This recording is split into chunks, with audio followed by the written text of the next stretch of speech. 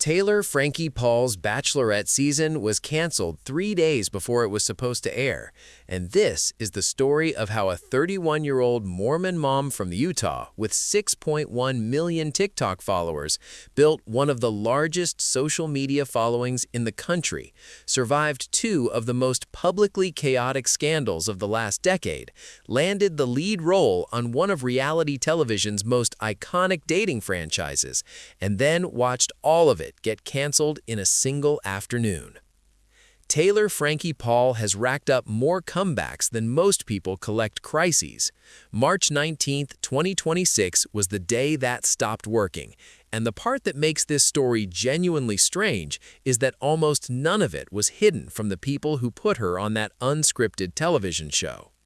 Before we go any further, if this is already pulling you in and we haven't even gotten to the arrest yet, hit the like button right now. It takes 1 second, it helps this video reach more people, and frankly, a story this layered deserves an audience. Okay, let's go. To understand how Taylor Frankie Paul arrived at the worst week of her public life, you need to understand what she was before the chaos, and more specifically, what she built.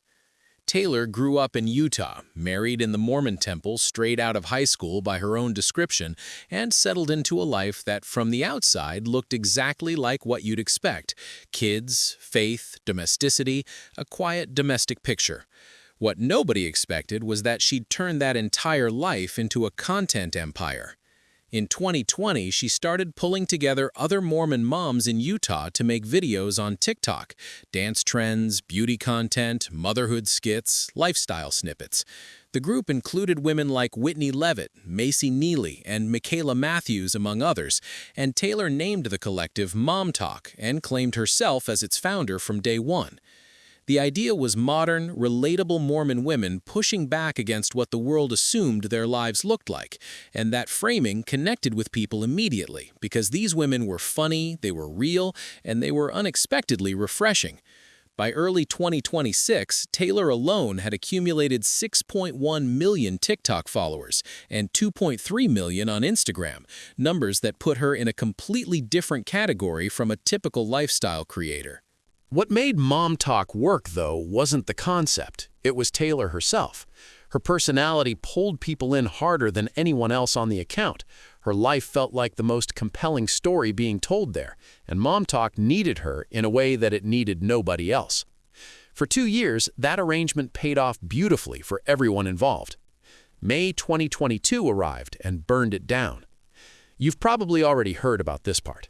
For anyone who hasn't, this is the moment that converted Taylor Frankie Paul from a popular Mormon mom creator into a name that the entire internet knew by sundown. In May of 2022, Taylor went live on TikTok and started talking, and what she said detonated a bomb that Mom Talk has spent 4 years recovering from.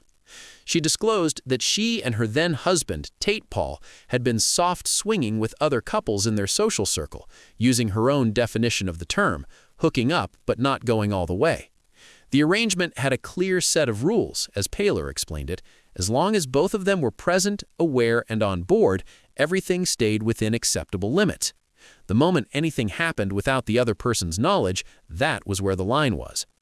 Her reason for going live was that online users had already started calling her a husband stealer and accusing her of having an affair, so she wanted to correct the record. None of that worked out the way she planned because in correcting one version of the story, she revealed a worse one. She admitted that she had caught feelings for one of the men involved and crossed into a real affair, one that happened outside of the agreed arrangement, hidden from Tate, hidden from the other woman. She broke her own rules. She said this on camera, live, to millions of people. She also initially implied that everyone in Mom Talk had been part of the swinging arrangement, a statement she later walked back to clarify that it primarily involved herself, Tate, and 2 others, Miranda McWhorter and Chase McWhorter. Mom Talk fractured overnight, with the women who had spent 2 years building a brand around modern Mormon motherhood suddenly at the center of a story their audience and their church couldn't easily process. Taylor later described the period to Us Weekly in a way that underlined how much was happening beneath the public surface, saying, "Swinging, that's such a scandal headline, but it's also a very traumatic time in my life. That was one of my rock-bottom points. I lost my family, my husband. It's so much deeper than that to me." She also described the swinging situation as the tip of the iceberg when it came to the problems already existing in her marriage. Tate and Taylor divorced later in 2022, and they share a daughter named Indy and a son named Ocean. Taylor has since described their co-parenting dynamic as a strong one, and Tate has since remarried while mostly staying out of the public conversation. Most influencers who go through something like that find a quiet exit. Taylor Frankie Paul introduced the world to her new boyfriend. Quick interruption. If you are watching this and you haven't subscribed yet, I need you to understand that this channel is free, the subscribe button is free, and you clicking it would genuinely make my entire week. We are not even at the arrest yet. Stay with me. Subscribe first. Just months after the divorce announcement and the entire soft swinging revelation, Taylor and a man named Dakota Mortensen confirmed their relationship publicly on TikTok in September of 2022. The relationship moved fast and burned at a high temperature from the start. December 2022, they split. January 2023, they reconciled. Weeks after that, in February of 2023, Taylor was arrested. The charges were serious: 1 count of felony aggravated assault, 2 counts of felony domestic violence in the presence of a child, 1 count of misdemeanor child abuse, and 1 count of misdemeanor criminal mischief. And the arrest played out in the least private way imaginable. The first episode of Hulu's Secret Lives of Mormon Wives closed with police body cam footage of Taylor being handcuffed right outside her own home. Her audience didn't read about it in a tabloid. They watched it happen on a streaming service packaged into a television episode. What they did not see in 2023 was a video that Dakota filmed himself inside the home before police arrived.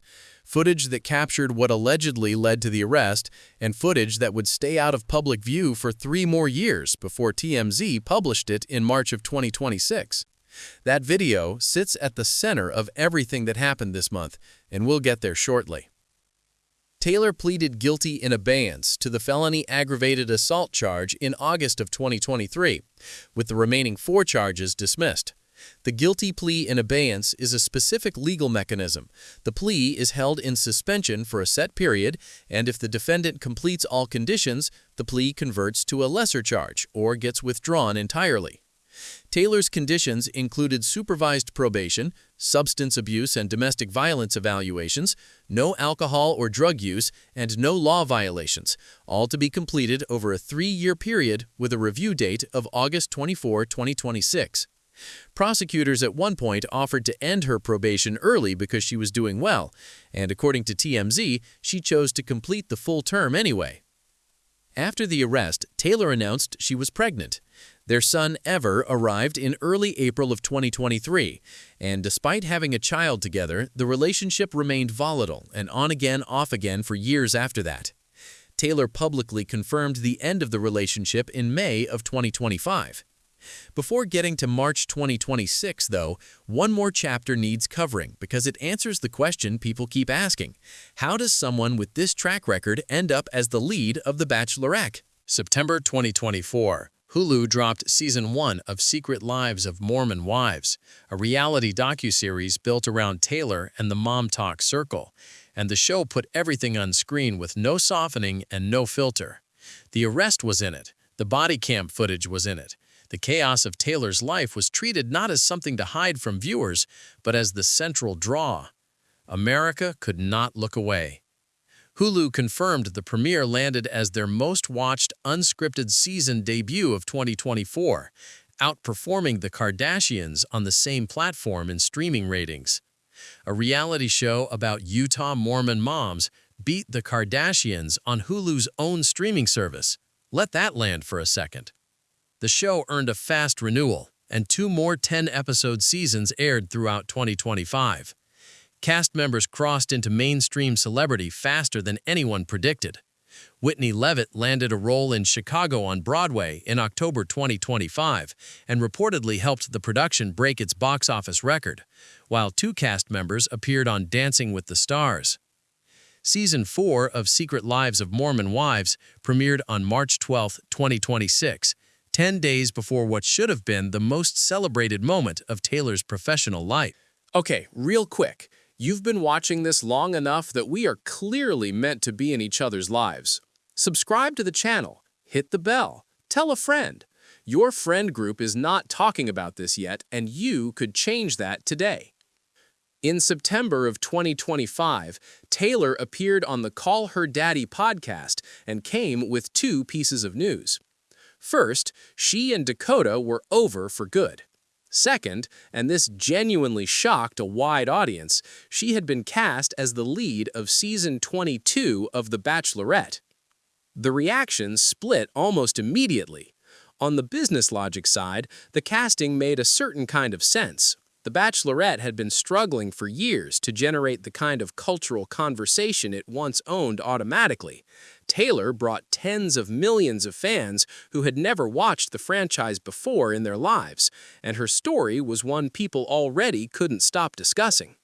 The unusual part was that she hadn't previously competed on the Bachelor franchise. Leads are almost always drawn from previous seasons, but she offered something the show needed urgently: real public interest. On the other side of that ledger sat her public record: the 2023 arrest, the 5 charges, the guilty plea. That guilty plea deserves a clear explanation because it gets mischaracterized regularly.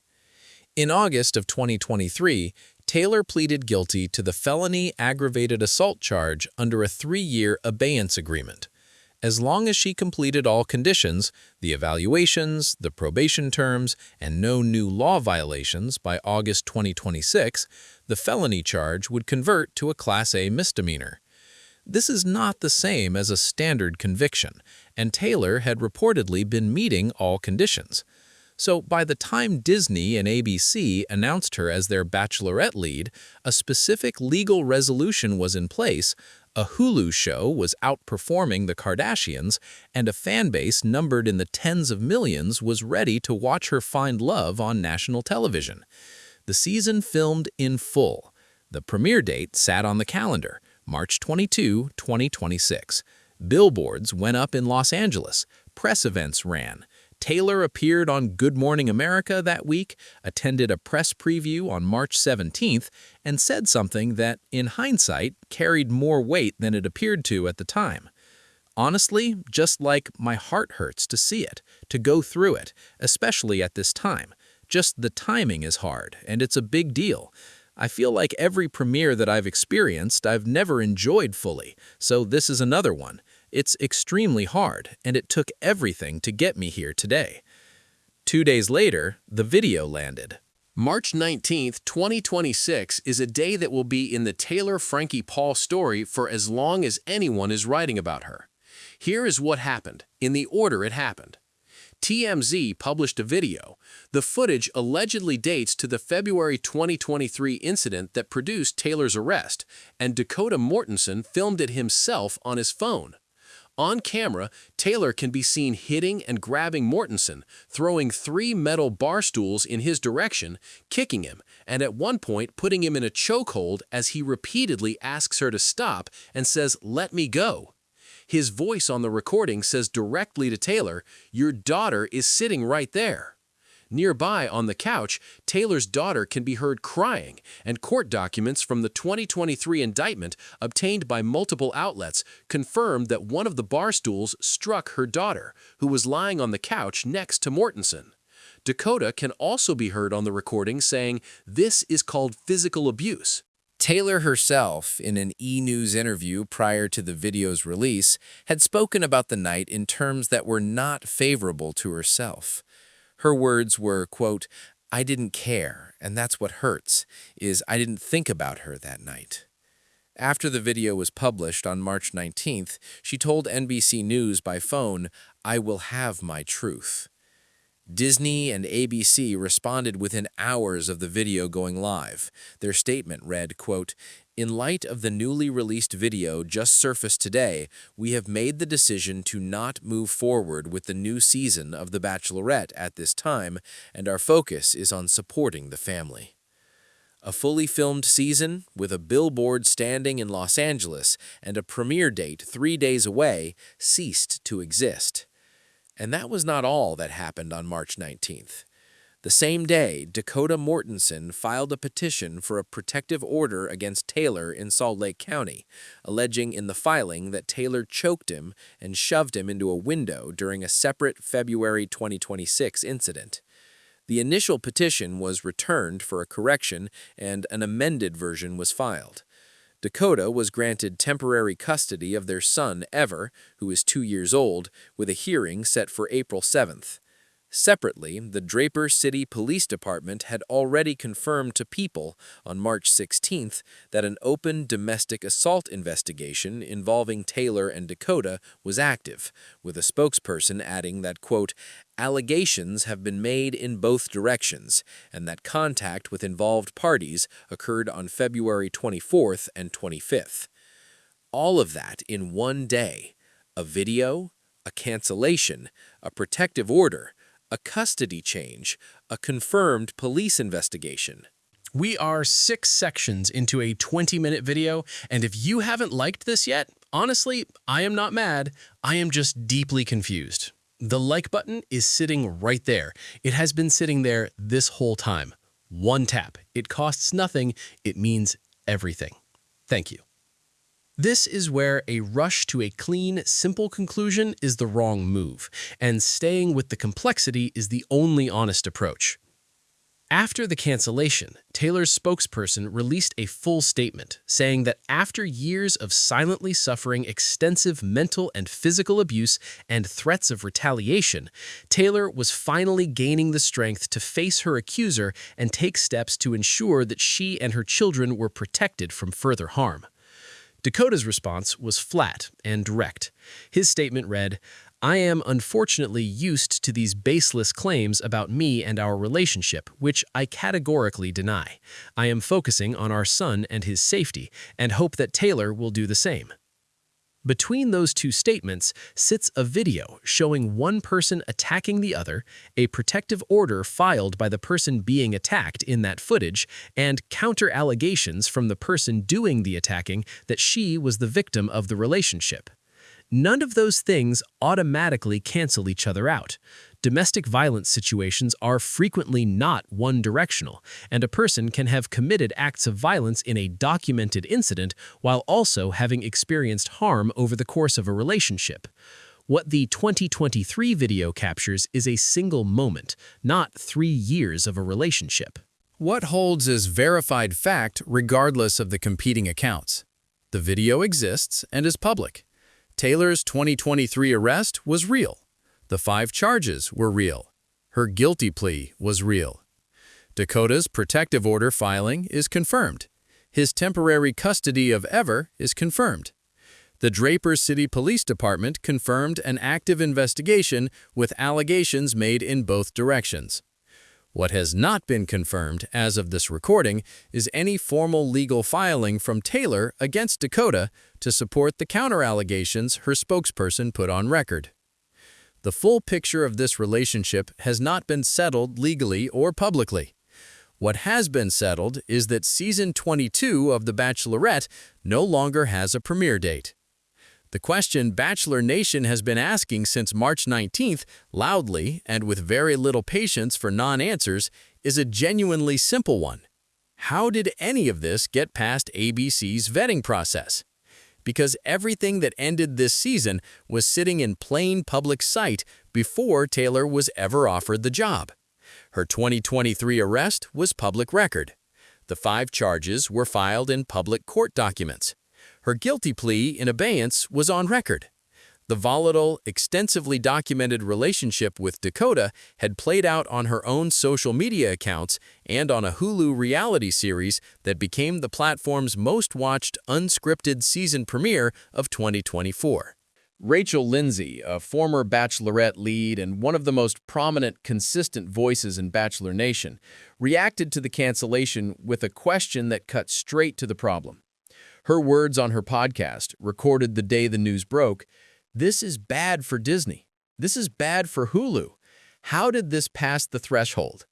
The episode of that podcast was titled The End of the Bachelorette. Former Bachelor contestant Gillian Anderson King was more direct still, writing on X, "As a former Bachelor contestant, I can tell you that ABC thoroughly vets every part of your personal history. Given that Frankie Taylor Paul already had a public profile, it's hard to believe they didn't know exactly who she was going into this season." That statement carries a real implication. Either the vetting process collapsed on a scale that defies easy explanation, or the network assessed all the available information and made a deliberate choice to move forward, gambling that Taylor's tens of millions of followers were worth the exposure, and that a legal case with a resolution in place was manageable risk. The franchise has faced serious controversy before. In 2017, Bachelor in Paradise paused filming due to sexual misconduct allegations against a contestant. And in 2021, photos of a contestant attending an antebellum plantation-themed party resurfaced and triggered a crisis that ended in longtime host Chris Harrison leaving the show after 19 years. Current host, Jesse Palmer, inherited a franchise still rebuilding its reputation from those scandals, pulling a fully filmed season 3 days before its premiere, with promotional spending already out in the world and a billboard still standing in Los Angeles, sits in a different category from anything the franchise has previously navigated. The financial cost of that decision has not been publicly disclosed, and ABC has not yet stated what, if anything, changes about how they vet leads going forward. Okay, we are almost at the end. If you've watched this entire thing and you still haven't subscribed, I genuinely respect the commitment. But it's time. Subscribe. Like the video. Drop a comment telling me what you think ABC knew and when they knew it. I read the comments. I will be back. As of March 21, 2026, this is the verified status of every thread in this story. The Bachelorette Season 22 has been canceled. Disney's statement used the phrase, "at this time," which could mean a door is being deliberately left open, or it could simply be corporate phrasing around a permanent decision. No follow-up announcement has been made in either direction, and given that the footage is now public, a path back to air for the season is genuinely unclear. Season 5 of Secret Lives of Mormon Wives has halted production amid the ongoing investigation. One source told NBC News that the cast unanimously decided to pause filming, and separately, NBC News reported that on March 7th, cast members met with ABC executives and expressed concerns about remaining on the show if Taylor stayed involved. The show's future depends heavily on how the legal situation develops. Taylor was photographed in Utah on March 20th, the day after the cancellation, appearing publicly for the first time since the news broke. Beyond what her spokesperson released, she has not made her own detailed public statement. Dakota Mortensen holds temporary custody of their son Ever, with a custody hearing scheduled for April 7, 2026. The Draper City Police Department's domestic assault investigation remains active and open. No new charges against either party had been filed as of the date of this research. The TMZ video is now a permanent part of the public record. Whatever the courts decide, whatever happens to the shows or the custody case, that footage and its contents are part of the conversation surrounding Taylor Frankie Paul's name for good. What makes this story genuinely different, even by the standards of a creator class where public drama has practically become a professional requirement, isn't the number of scandals Taylor has had or how serious any individual one was. The actual unusual thing is the pattern. At every single documented low point in her public life, the divorce, the soft swinging revelation, the arrest, the 5 charges, the guilty plea, Taylor didn't quietly exit. She expanded.